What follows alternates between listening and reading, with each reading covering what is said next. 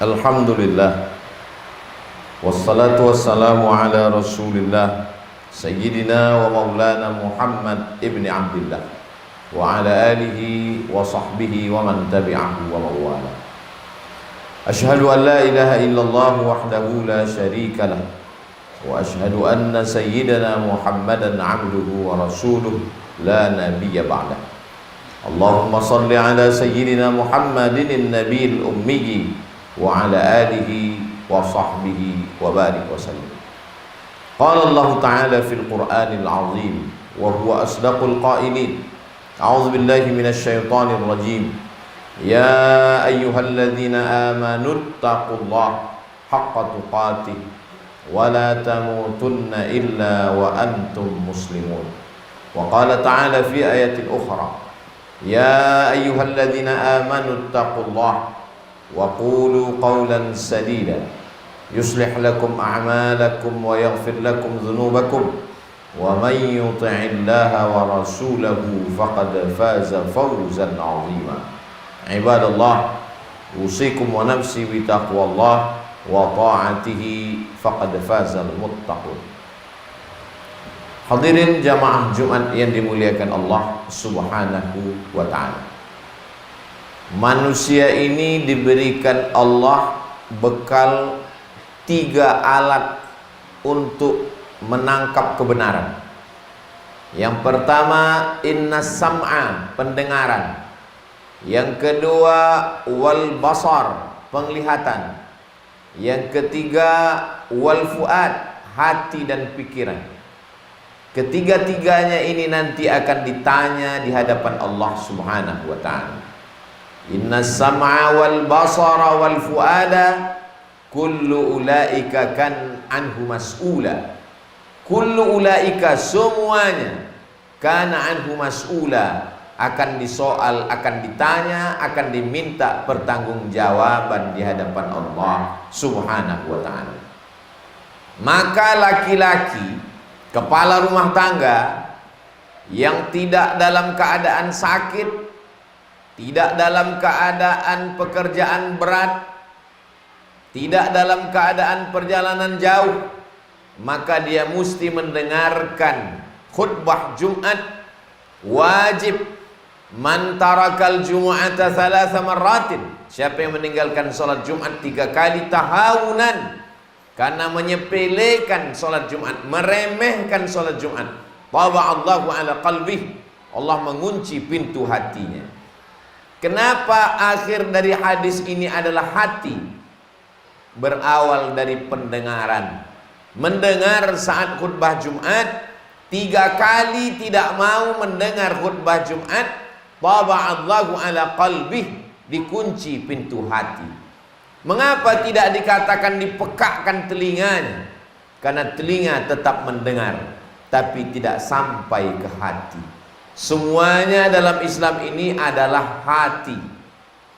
Ala fil jasadi mudghah, ketahuilah di dalam badan tubuh jasad ada segumpal, ada sekepal. Idza salahat salahal jasadu kulluh, kalau yang segumpal itu sehat, yang lain ikut sehat. Wa idza fasadat, kalau dia rusak, kalau dia sakit, fasadal jasadu kulluh, yang lain ikut menjadi rusak. Ala wahiyal qalb, dia adalah hati. Maka kutukan yang paling besar, laknat yang paling berat bukan sakit. Dulu sebelum Islam datang, orang menganggap penyakit itu laknat. Setelah Islam datang, boleh jadi dengan sakit dosa diampuni, boleh jadi dengan sakit dapat pahala sabar, boleh jadi dengan sakit dapat pahala ridha. Laknat terbesar adalah ketika pintu hati terkunci. Maka dikatakan summum bukmun umyun, peka, tuli, bisu, buta. Efek dari apa? Khatamallahu ala qalbih, kalau hati sudah terkunci. Di hari yang penuh dengan keberkahan, hari Jumat, hari Allah Subhanahu wa ta'ala, kita diminta untuk banyak bersolawat. Kita masih diberikan telinga untuk mendengar, yang tujuannya adalah menghidupkan hati. Hati, kalau mata tugasnya melihat dan memandang, kalau telinga tugasnya mendengar, maka hati adalah merasa. Pandai-pandai merasakan perasaan orang lain. Kita sudah melewati nisfu Sya'ban. Sekarang di ujung Sya'ban. Ketika Nabi Shallallahu Alaihi Wasallam paling banyak berpuasa di luar Ramadan itu di bulan Sya'ban. Mengapa? Aisyah bertanya. Jawabannya, dzaka syahrun yaghfulu anhu katsirun minan nas. Itulah bulan yang banyak dilupakan orang. Ketika orang banyak lupa, kita ingat, maka kita punya nilai lebih dari orang lain. Mengapa tahajud itu punya nilai lebih? Karena banyak orang tidur, orang lupa, kita tetap ingat. Mengapa amal bulan Sya'ban itu lebih? Karena banyak orang lupa dan Nabi Muhammad sallallahu alaihi wasallam ingat. Ingat itu letaknya di hati dan pikiran. Tugas telinga mendengar, tugas mata melihat dan memandang. Yang didengar oleh telinga sampai ke hati. Yang dilihat oleh mata sampai ke hati. Menghidupkan hati dengan banyak mendengar dan banyak melihat. Wa idza quri'al Qur'an, kalau Quran dibacakan fastami'u lahu, dengar baik-baik. Kenapa disuruh mendengar? Fastami'u lahu wa ansitu la'allakum turhamun, supaya turun rahmat Allah. Apa tanda rahmat Allah itu turun? Hati menjadi hidup. Bukan berarti orang yang pandai membaca Quran, menulis Al-Quran, itu cara, jalan, wasilah. Tujuan dari semuanya adalah bagaimana hati itu hidup, bisa merasa. Tanda mata terbuka, bisa melihat. Tanda telinga mendengar, berfungsi, masuk dia ke dalam lubuk hati. Maka ketika orang sudah mengaku beriman, apa tandanya? Hatinya mudah merasakan perasaan orang lain. Maka puncak iman dalam Islam, la yu'minu ahadukum, kamu belum beriman. Kalaupun kamu beriman, imannya belum sempurna. Hatta yuhibba li akhihi, sampai kau bisa merasakan perasaan saudara. Ma yuhibbu li nafsihi, sama seperti yang dia rasakan. Kalau saudara saya itu lapar, maka bagaimana rasa laparnya? Dirasakan dengan puasa Senin Kamis. Sedikit-dikitnya puasa Ayyamul Bait 13, 14, 15. Lebih banyak lagi puasa Nabi Daud alaihissalam. Yasumu yauman wa yuftiru yauman, puasa sehari dan makan sehari. Dan ada puasa yang sangat panjang, Syahrul Ramadan alladzi unzila fihi al-Qur'an, merasakan perasaan orang lain. Karena lapar tidak bisa didefinisikan dengan kata-kata. Lapar itu mesti dirasakan. Bagaimana rasanya lapar? Tahanlah makan dari mulai terbit fajar azan subuh sampai terbit rona merah azan maghrib. Saat lapar sudah menyentuh ke tangkai jantung, menyentuh lambung, menyentuh hati, maka insya Allah ringan tangan berbagi. Begitu Allah Subhanahu wa ta'ala menyadarkan manusia supaya dia bisa merasakan perasaan orang lain. Idza amma ahadukum, kalau kamu menjadi imam, falyukhaffif, ringankan bacaannya. Mengapa imam disuruh meringankan bacaan? Karena di antara makmum itu fihi mussaghir, ada anak kecil, wal kabir, ada orang tua renta yang tak tahan tegak lama, wadzul hajati, ada orang-orang yang ada hajat, ada keperluan. Itulah mengapa ketika sholat sendirian tahajud malam, Nabi sholat sepanjang-panjangnya. Dalam hadis yang diriwayatkan oleh Sayyidatuna Aisyah radhiyallahu anha, hatta tatafattara qadamahu, sampai bengkak kedua kakinya.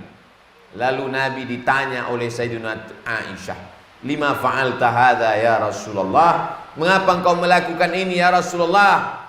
Laqad ghafarallahu laka ma taqaddama min dzambika wa ma ta'akhkhar, dosamu yang lalu, yang sekarang, yang akan datang sudah diampunkan Allah Subhanahu wa ta'ala. Apa jawab Nabi? Afala akuna abdan syakura. Aku ingin menjadi hamba Allah yang bersyukur. Seorang perempuan yang jahat, wanita tunasusila, dalam keadaan musafir, dia lihat ada sumur tempat air, dia pun mendekat ke sumur itu untuk minum, mengambil air.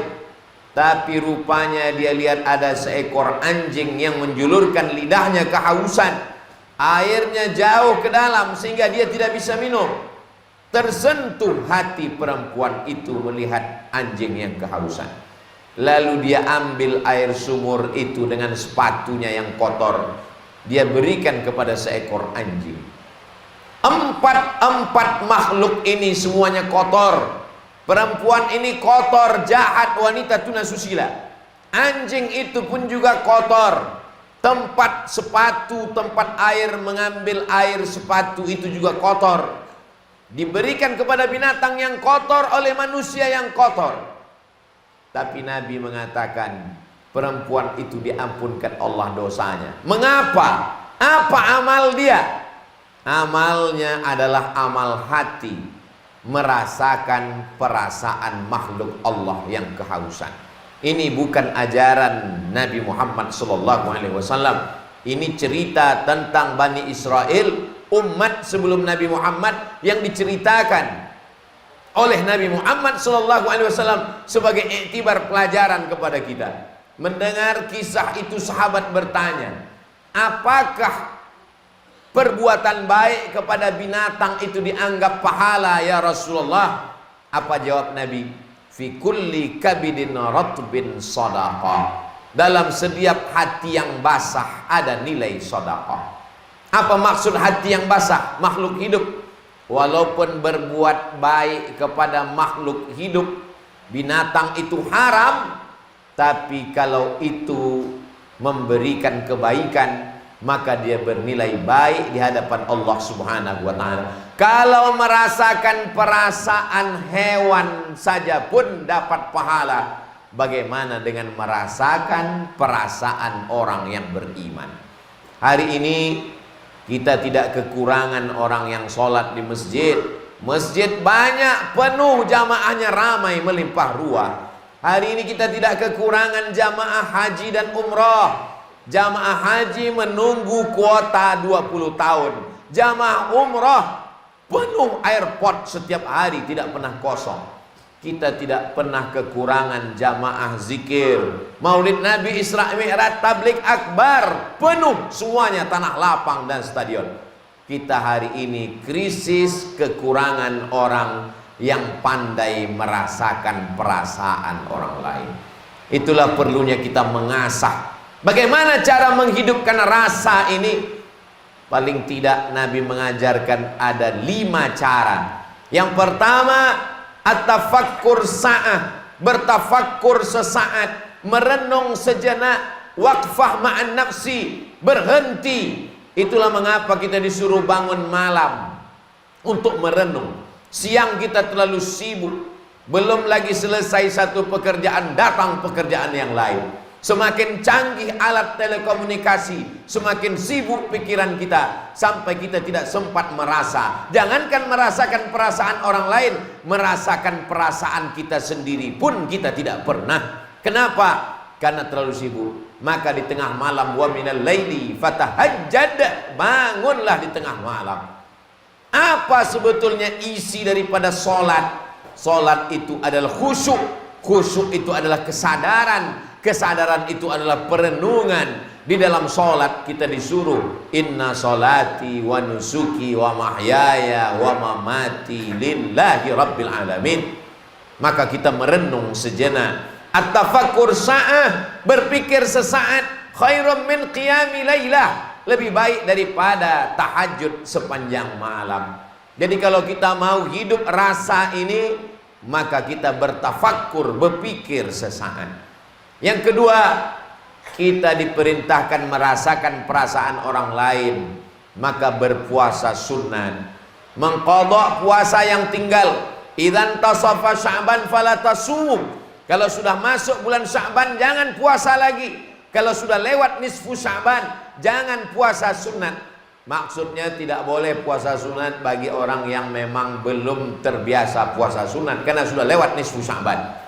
Tapi bagi orang yang mengqadha puasa yang tinggal, walaupun sudah lewat nisfu Sya'ban, di akhir Sya'ban tetap boleh. Kenapa? Mengganti puasa yang tinggal. Dilanjutkan dengan puasa Ramadan, tujuannya adalah merasakan perasaan orang lain. Yang ketiga, bagaimana cara kita merasakan perasaan orang lain? Datang seorang yang hatinya keras, lalu kemudian kata Nabi, kalau kau ingin melembutkan hatimu, at'imil masakin, kasih makan orang miskin, wamsah ra'sal yatim, usap sapu kepala anak yatim. Kita hanya memberi makanan, kita transfer, bagus, tapi kita tidak mendapatkan sunnahnya. Kita belikan nasi, kita bawa ke panti asuhan, bawa anak istri, jalan-jalan ke danau, ke mall, ke tempat yang bagus, tidak salah. Tapi sekali-sekali pergi ke panti jompo, pergi ke panti asuhan, usap kepala anak yatim, belikan makanan yang sama dengan yang kita makan.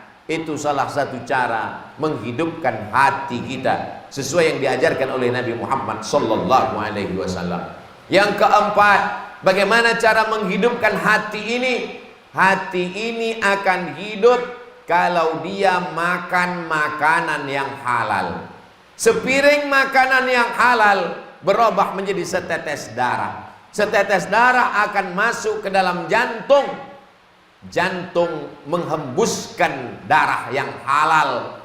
Itulah akan menyembur ke mata. Mata melihat yang halal. Lalu ke telinga. Telinga mendengar yang halal. Kenapa ada orang tidak tertarik mendengar yang halal, melihat yang halal? Karena pikirannya dipenuhi oleh darah yang haram. Nasiyatin, ubun-ubun. Kadhibatin, pembohong. Khati'atin, penjahat.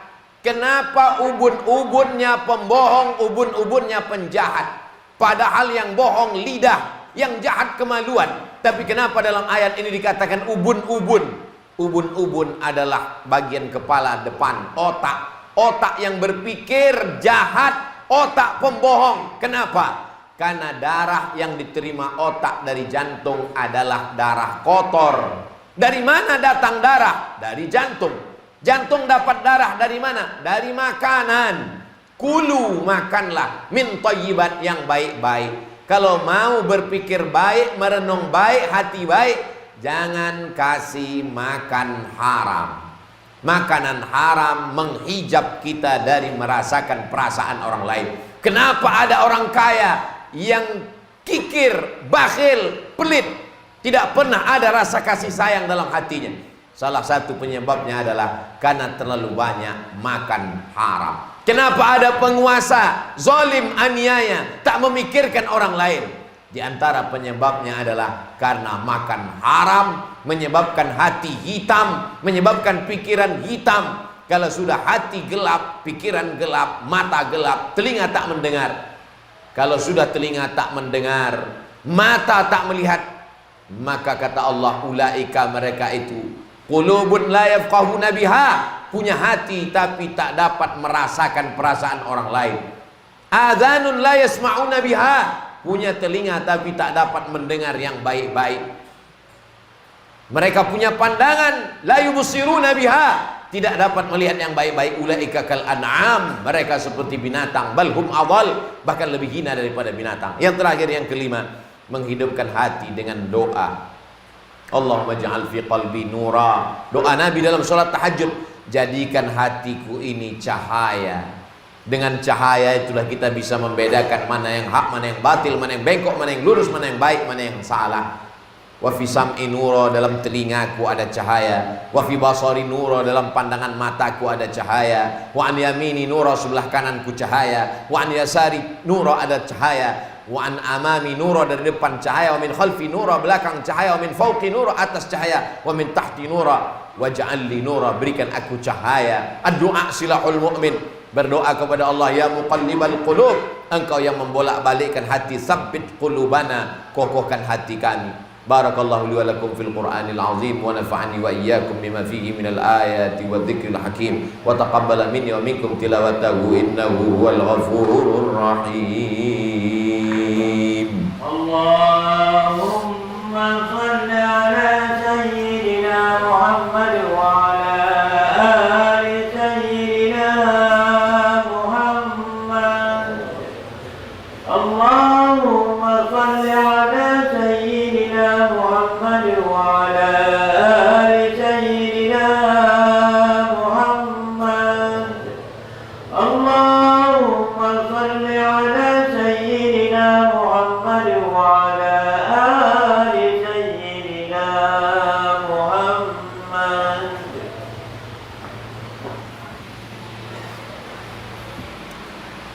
Alhamdulillahilladzi bi ni'matihi tatimmus shalihat, wassalatu wassalamu ala sayyidis sadat wa ala alihi wa ashabihi ahlil fadail wal karamat.